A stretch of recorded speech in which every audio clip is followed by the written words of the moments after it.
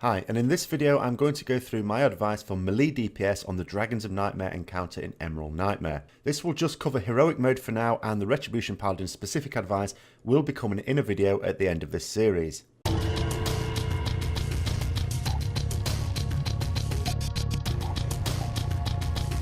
So first of all, an overview of the fight. Lysandra is the main dragon and will start with one of the other three, which can change from week to week.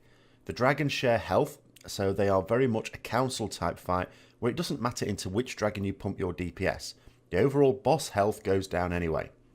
At 70% health, the non-Lysandra dragon flies off and another one comes down.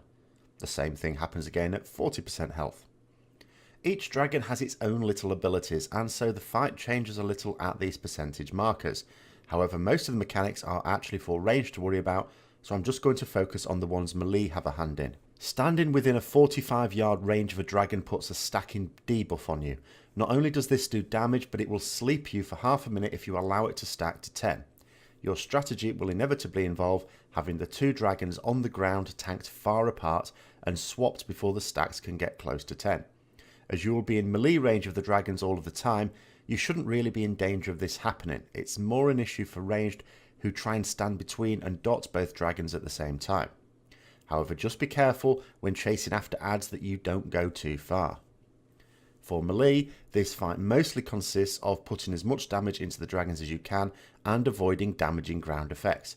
Sometimes a flower, called a Nightmare Bloom, will spawn in the melee after Lysandra does her Nightmare Blast, though they will mostly be in ranged.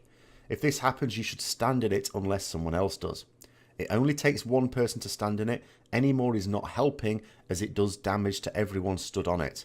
If nobody stands on it, it will spawn extra adds which attack players, reducing their damage done by 50%. So, yeah, you want someone stood in these flowers at all times.